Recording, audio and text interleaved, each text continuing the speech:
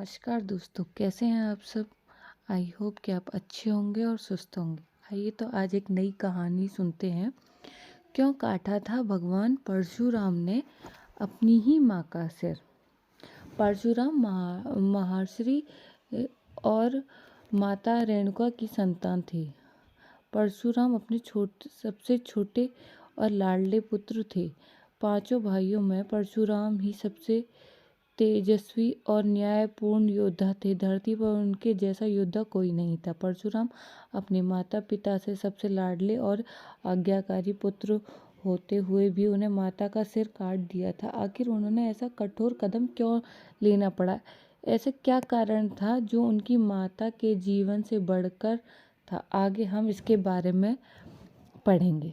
परशुराम के पिता जगमदनि बड़े ज्ञानी और तेजस्वी थे। उन्होंने सभी प्रकार की सिद्धियों का ज्ञान था। परशुराम अपने पिता की आज्ञाकारी पुत्र थे और पिताजी की हर आज्ञा को पत्थर की लकीर मानकर हाल में पूर्ण करते थे। एक बार की बात है, परशुराम जगमदनि के स्नान के लिए पत्नी रेणुका नदी में पानी लेने के लिए गई। वहीं कुछ दूरी पर राजा चित्र भी स्नान कर रहे थे।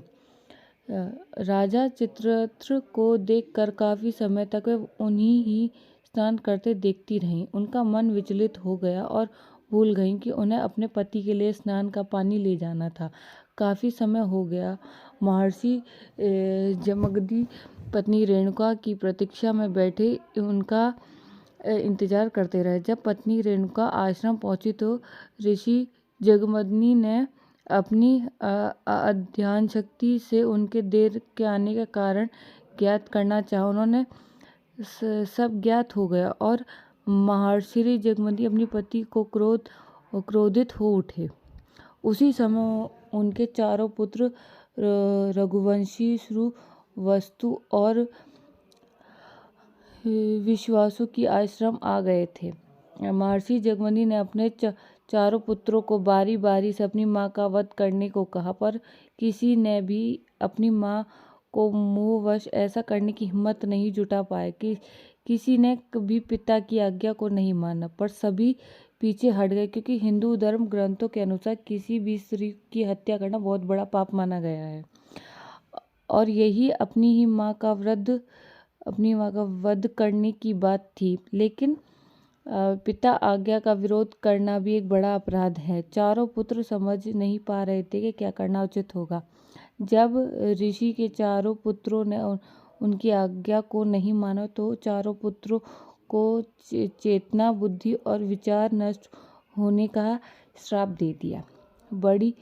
थोड़ी देर में परशुराम भी आश्रम आ गए। परशुराम ने देखा महर्षि जगमदग्नि ने उन्हें अपनी माँ की और चारों भाइयों का वध करने का आदेश दिया। अपनी पिता की आज्ञा पाकर उन्होंने अपनी माता और चारों भाइयों का वध कर डाला। यह देख ऋषि जगमग काफी प्रसन्न हुए और परशुराम से वर का मांगने के लिए कहा। परशुराम जानते थे कि उनके पिता बहुत बड़े ज्ञानी हैं और सभी प्रकार की सिद्धियां प्राप्त हैं। उन्होंने अपने पिता की बातों से पूर्ण से अवगत थे कि वे अपने पिता का आदेश मानेंगे तो पिताजी उन्हें मुख मांगा वरदान देंगे। इसलिए उन्होंने पिताजी जब उनसे वरदान मांगने की कहते हैं तो परशुराम ने अपनी माँ का और अपने चारों भाइयों का पुनर्जीवित करने का वरदान मांगते हैं।